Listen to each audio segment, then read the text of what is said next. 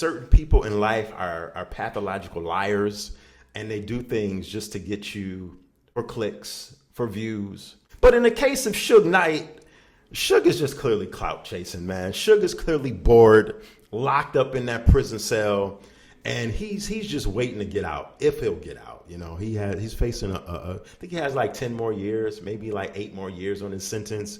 And at this point, he's just making up anything he can just to gain some traction. Thank you for watching the E for One podcast. I'm Anthony.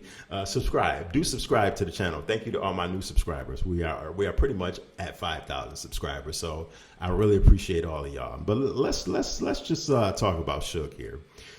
Suge on his most recent podcast and he literally lives for slandering certain people, and that's Dr. Dre, Snoop Dogg, amongst others. But some of the things that Suge says on his podcast are literally so far-fetched. Do you believe half of this that Suge is saying? Like, really, like seriously, do you believe half of what Suge is saying, if any of it? Like he most recently said in one of his recent podcasts, is that Dr. Dre was sleeping with Diddy. Come on. He said Snoop put out a hit on Tupac. Suge said that Martha Stewart became friends with Snoop Dogg to prove her blackness, as if Martha Stewart needed to prove her blackness. She's not black, by the way, but why would Martha Stewart want to prove anything to anyone, let alone that she has street cred and blackness? Suge claimed most recently that Dr. Dre is a dope fiend. And listen, if catching my vibe here, what I'm saying, you can start to see that Suge Knight is basically using this podcast to attack Dr. Dre. As if Dr. Dre, who's worth $1 billion, cares about Suge Knight. Suge also claimed, now I do have a video on my channel about this, so make sure you go search the archives and check for it. Just go into search and put Chili from TLC, STD. But Suge one time claimed that Chili from TLC has a certain STD that's incurable. Herpes, I'm just saying. Now, that may be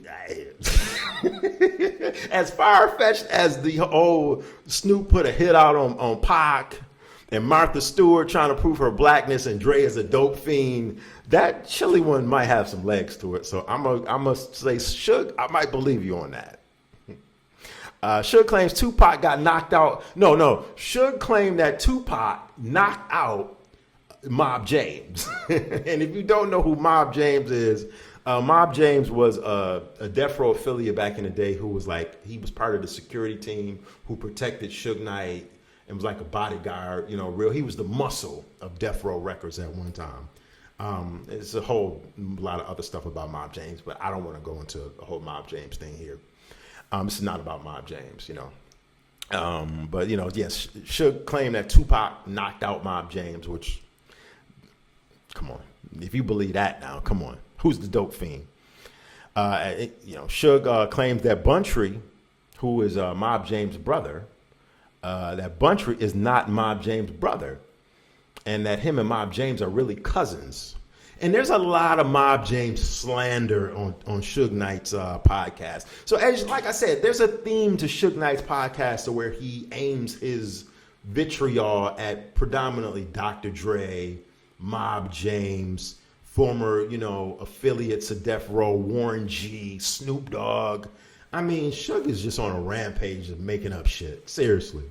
But, yeah. So, I mean, let me know in the comment section what you think. I don't even listen to it. I just, read the headlines and the thumbnails, and I'm just like, really? Is this what we doing in 2024, Suge? Really? Thank you for watching the Evil One podcast, and make sure you subscribe and like the video, and light up that comment section too. Let's talk about Suge and all these allegations, and I'll check you later. Peace.